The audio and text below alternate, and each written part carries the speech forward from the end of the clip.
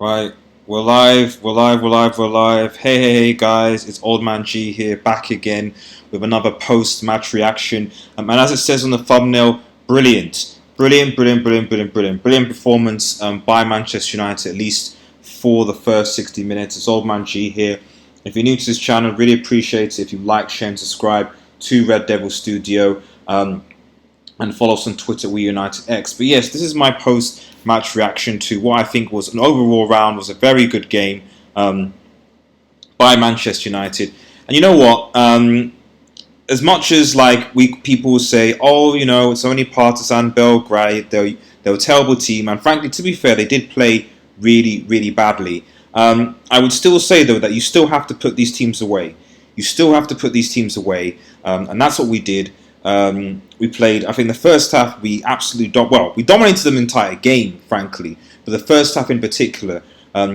Very happy to see Mason Greenwood get a goal for Manchester United. I think, and as I've said this several times, Mason Greenwood is a much better finisher than Marcus Rashford, I think, and I think that whether it means him going out on loan to get more game time experience, whether it's him getting coached, I don't know. But I generally think that in the future, Mason Greenwood, I think, will score more goals than Marcus Rashford. And I say that not because I dislike Marcus Rashford, but because the composure that Greenwood has at this age right now is absolutely ridiculous. The first goal, the composure, if it was Rashford, it would be like, right, okay, I've got a ball into touch. I got on the ball and then quickly, right, boom, pressure, and he skies it potentially, or it's wide. To take that extra time, and then to be clinical is something that I've noticed that Mason Greenwood has. So, and I'm very excited. I'm hopeful that he will basically, push on basically and do more from that, really, because I want to see what he can do. But anyway. That was obviously Mason Greenwood. Obviously, we went on from that. Martial scores, I don't want to say it, but I would argue a Messi-esque goal. He took two touches. I think the defender made a mistake. Mason Greenwood to win the ball, and then Martial with almost a Messi-esque two-touch, sits the defenders down. We're 2-0 up in the first half, and we're thinking, right, Partizan Belgrade, who I knew, as I said, were going to basically sit back, be very compact and not really do much. I think that was essentially, once you scored two goals on down, you saw the heads just completely went. No one was particularly pushing for the ball or anything like that. It just looked like they were lost. Frankly, it looked like they were lost. So I'll just quit that. Just make this a bit more forceful. Ed Laluz controlled the game. Good win. Thanks, mate. Thanks for the comment. Appreciate it. Yeah, I mean, I agree with you. There was no point in that game that I felt that United were in distress. There were maybe one or two things, and I'll talk about certain players later, and who I think shone, and who I think we're talking last leg sit at Manchester United, because these are the types of games where you need to make an impact, and there are a lot of players that did, and I think one of the things that I would say is that obviously going into this game, when I looked at the formation. Once again, I was like, it looked essentially almost like our strongest 11. If you take out Rojo, plus or minus Ash Young, I don't know whether he'll start the weekend, Greenwood, everyone else pretty much gets in, okay, and maybe not Mata, okay, say that, or possibly. Everyone else pretty much gets into our starting 11. And to see Marcus Rashford and Martial, McTominay all play again. It's concerning because of the sheer amount of game time they're playing, especially Marcus Rashford. I generally think that he needs a break. He really needs a break, he's just not getting it. And I think that's wrong. But But as far as the selection, it was a strong team. We went out. I did get the impression, I think, that and I said this in my preview, and obviously check that out. There'll be a link, obviously, in the video and in the description. But I did kind of sort of say that I thought that Ole Gunnar Solskjaer was going to put out a strong team against Partizan to just get the game out of the way, and that way we at least guaranteed to go through to the knockout stages of the Europa League. And when we play those upcoming games against AZ Alkmaar and Astana, that will actually that will maybe experiment a bit with field players, etc. Will actually take a bit more risk and maybe rest players, and maybe that's what Solskjaer wants to do. But yeah, I think overall a very, very good game. So I guess, just as a way to people to people still seeing the highlights. Look at the individual players. Look at how they played. Romero didn't really have that much to do. I'll do my player ratings probably towards the end. I might upload a separate video. I'm not sure. Let me know what you think. Should I upload a player rating video separately? But Romero in goal didn't really have much to do. To be honest, he nothing really. I can't remember Romero making really a fantastic save at all. I would say, what would I say? In front of obviously defenders, if you look at Maguire and obviously Rojo played. Maguire, again, standard performance. I think, the positive about this Europa League is that we haven't conceded a single goal in this entire group stage, and that's obviously very good. And that does show our defence is one of the best in the league right now, even though it's just that we're not scoring. And so we should build on that. So if everyone's saying, oh, Maguire's bad, oh, Wan-Bissaka's bad, at the end of the day, we've not conceded in the Europa League, and we have one of the best defensive records, I think top 3 in the Premier League. So they're doing their job. It's a question of the midfield and forward. We'll get on to that a bit later. So Maguire 7, Rojo I think had a decent game. I would score him that as well. Wan-Bissaka, had a good game. And this is one thing I know before I go and speak about the other players. Is that one of the things that I noticed, and might give me just a little bit of optimism,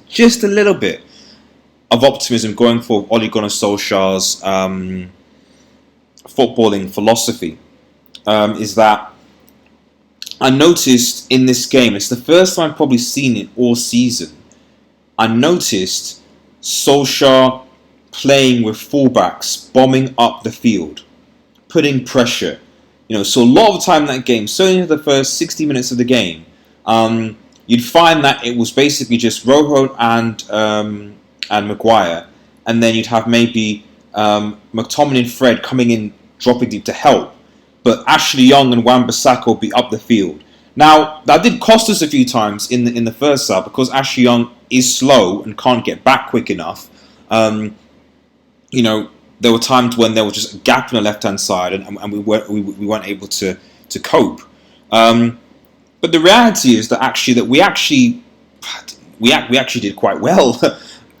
Sorry, in that respect, and I wonder whether that's something that Solskjaer will continue with. So because if you look at a lot of the top teams, if you look at Liverpool, if you look at City, to a certain extent Spurs, not so much. Well, Arsenal seem to vary, but a lot of the big teams, there is an emphasis on getting their fullbacks forward, pressing on the opponent's team, and causing them problems. That high press tempo, and that's something that I haven't seen from Ole Gunnar Solskjaer time. To be honest, I can't remember, me actually seeing it. So they're showing Marcus Rashford's goal, and it was a brilliant goal. It's a brilliant goal. Nice touch from Ashley Young. Brilliant goal, Marcus. We'll come to him later.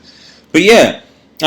Let me know what you think, guys. Do you think that we should continue this philosophy? Because I'm looking forward to having something like that where, Solskjaer actually he actually plays with a philosophy that includes fullbacks going forward and actually and actually putting pressure on your opponent. It could be because this is just the way the Partizan play, but to be honest, I certainly want to see more of that, and I'm dying to see what Brandon Williams will do, and I'm hoping the reason why Ashley Young is playing this game is because Brandon Williams is going to come into the side against Brighton at home. I imagine he will, and that will, Wan-Bissaka bombing up, Williams bombing up, and hopefully with just a bit of better delivery in the final third, we can cause teams problems. The midfield threes, as I predicted, as you saw, guys, you saw McTominay, you saw Fred. The only difference is Mata came into the fray, and Mata, I think, just a comment, Edla Louise, the back that should be bombing from the left should be Williams. Would you agree? Ashley can't do the trip physics anymore, and his delivery is still ordinary. I absolutely agree with that, Ed. I definitely agree with that. For me, I'm assuming that Ashley Young playing this game today is a signal that Williams is going to start, because Ashley Young, as far as I'm aware, cannot play 2 games in a week. He's 34, approaching 35. He can't, like Mata, he can't play 2 games in 1 week. I'll come to Mata in a second, but for me that indicates that probably that Williams will start, and I would like to see, obviously, as I said, both of those teams, both Williams and Wan-Bissaka, actually going forward and actually causing teams problems. So going into the midfield again, you obviously had Fred and McTominay. I think it was sound. McTominay obviously he's obviously been our Rob of the Green. The creativity was maybe slightly better. I think that Mata playing, ahead of them, essentially, I would argue, you almost had it, so you had almost Mata sort of playing in, the number 10 role and giving a bit more of that creativity. He was a bit silent, but he did give us a bit more creativity, and to be honest, I feel like Mata, made more of an impact in the position he played, just behind Anthony Martial. Anthony Martial. That gave us a lot more creativity and a lot more inventiveness than when Pereira came on. I'll come to Pereira in a second, because I really don't think that Pereira gave us much of anything, to be honest. I really, really don't. But yeah, overall, I think Fred and McTominay had a decent performance, and like I said, with the full-backs bombing forward, they at least knew their defensive duties and were able to sort of come back and help them win the game. Team Takagi won. You finally beat the cheese name team. We actually beat them last time, Team Takagi. Just so you're aware about that. We beat them away, and we're beating them again. Apologies that your team couldn't beat Victoire as an Arsenal fan. Victoire. And also, just guys, just let me know if the audio, if you can hear me, if the video quality and everything like that is fine. Just let me know, just to make sure, just to give me an idea that things are running smoothly in the comments. Please like the vid for those who are watching. Really appreciate it if everyone's watching. Anyway, moving on. So Mata. Now I want to speak of Mata for a second. Now Mata can't play 2 games in the week, and Mata obviously is on his way out in a way, so he's declining. What I would say though about Juan Mata is that if you're going to play Juan Mata, you play him in that number 10 behind the sort of striker role, in that central position, to give us a bit of creativity. And I think we've got a bit of that from Juan Mata today.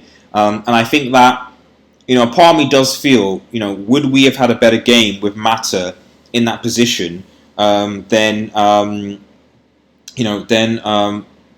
Pereira against Bournemouth on the weekend, or Clearmate. Oh, thank you very much, appreciate it. So, would we, or keep the comments coming, guys. Keep the comments coming, guys. Let's make this interactive. Would Matt have given us that? Because I'm going to go against Pereira in a second, because that's going to be my negative. But Mata did give us a bit more something. That's what I would say. Now, going to the front three, in Martial, Rashford, and Greenwood. Now, Mason Greenwood, as I've already said, starting this channel, I feel like Mason Greenwood, I think, needs a good loan spell, at a club that will give him game time, and development, and then he can come back. I see the potential in this lad, and I think that he needs games. He needs games. He needs maybe put a bit of weight, bit of confidence, and I think he can. I think he can surpass Marcus Rashford. I genuinely think he can, because his ability, his technical ability, is better than Rashford's. But more importantly, his composure. His composure is better than Marcus Rashford's. That first goal, for him to just, and even the second goal to sort of win it back and to lay it on to Martial deflection to Martial was actually brilliant. So whereas Marcus Rashford, I think, even though he's still relatively young, Marcus Rashford, he still hasn't got that composure in front of goal as of yet. So I think Mason Greenwood had a decent game. I did think he was absent for certain periods in the game, but he obviously ran a lot of energy, and it was good for him to have, I would say, a good 90 minutes underneath his belt. And I hope, especially now that we've sealed obviously qualification effectively, that we'll see Greenwood play in the upcoming matches. We obviously have a League Cup game against, is it Colchester at home? So again, another good opportunity for the lad to come in and play there. Thanks everyone who's watching. Martial. Martial is our number 9. Okay, we sold Lukaku. I've said several times, I say it again, Marcus Rashford is not an out-and-out striker. He's not a number 9. His best position, as he said over and over again to us, is on the left. That's where we see the best out of Marcus Rashford. Being on the left as a winger, that's where we get what we can get on Marcus Rashford. He should not be playing as a central forward outright striker. He really shouldn't. And Martial can. This is the difference here. Martial can play outright, and the finishing that Martial provides, that gives to this team, it's so important that he's fit.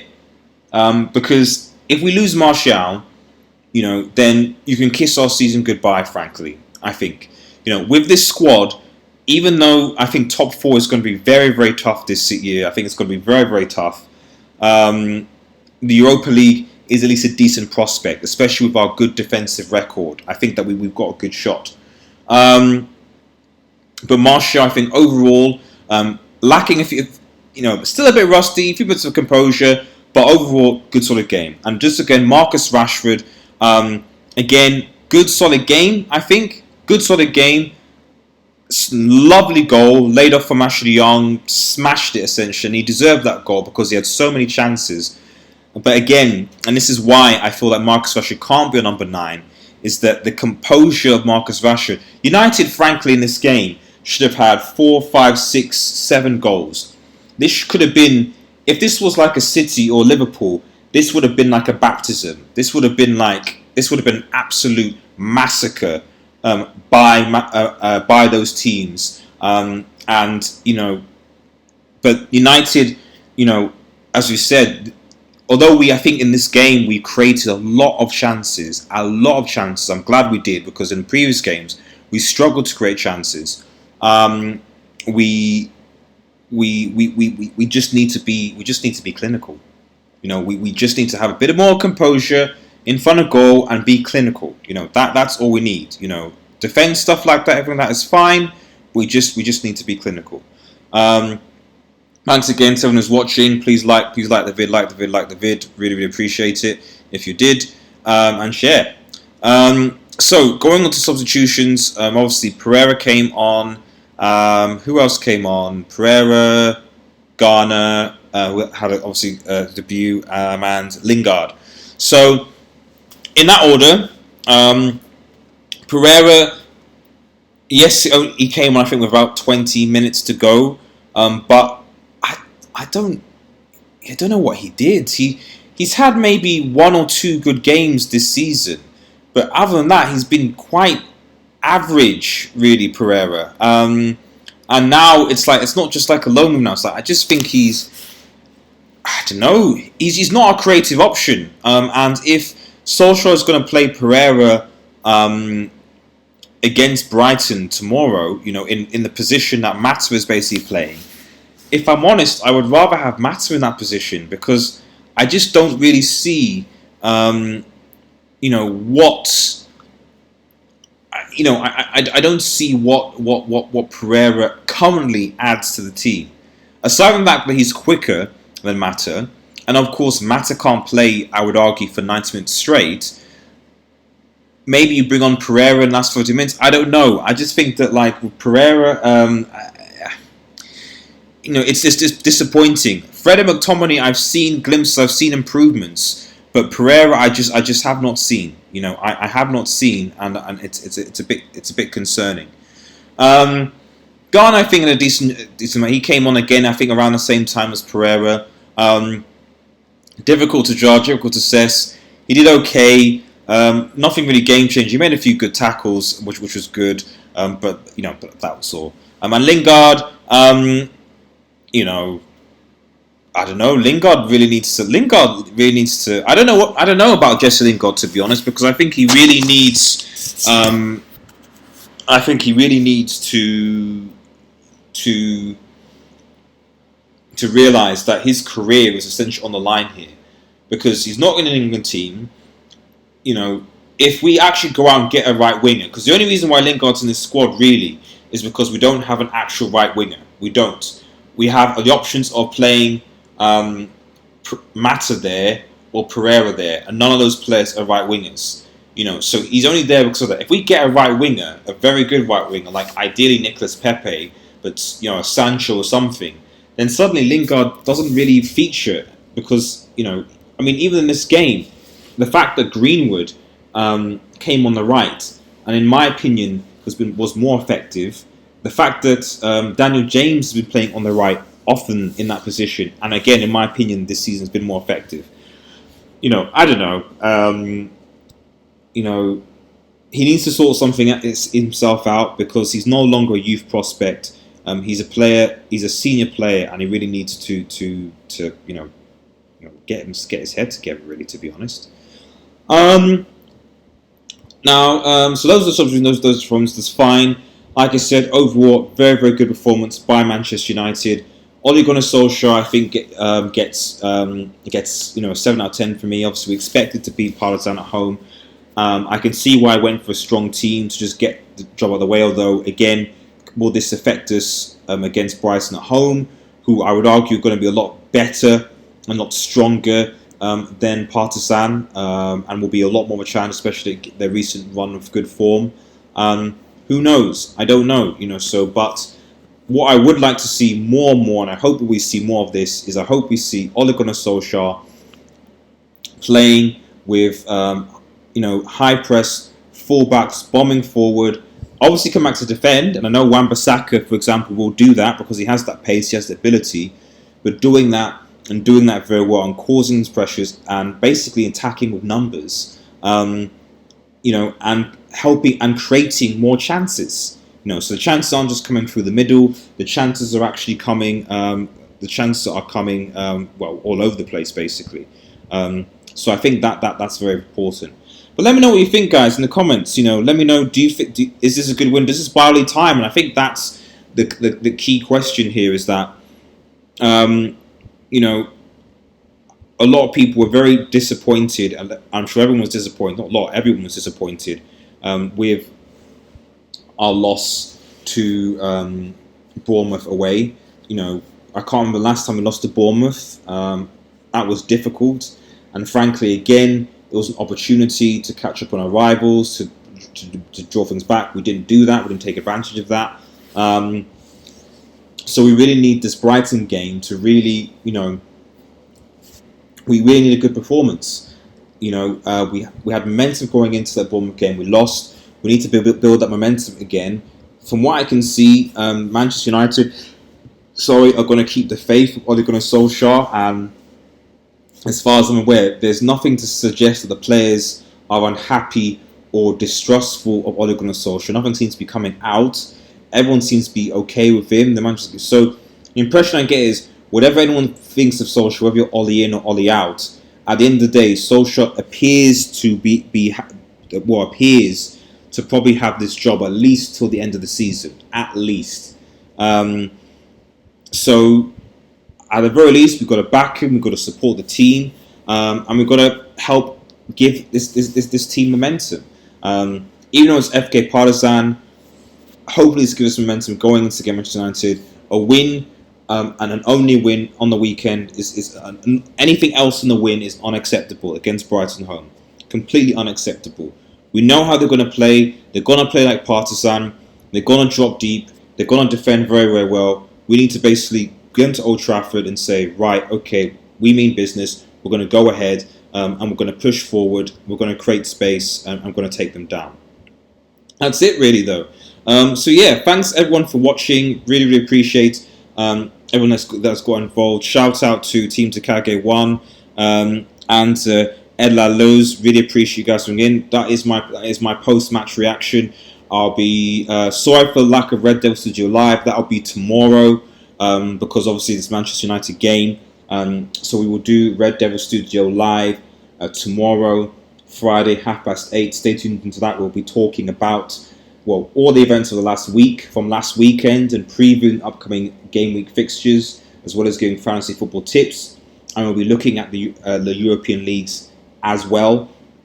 After this, I finish the stream. I'm going to be going back on Perivo and we'll be continuing our season 2 of the Master League, and we'll take things from there. So thanks everyone for watching the stream. Really, really appreciate everyone, guys. If you're new to the channel, please like, share, and subscribe to Red Devil Studio. Have a nice evening, guys, and cheers.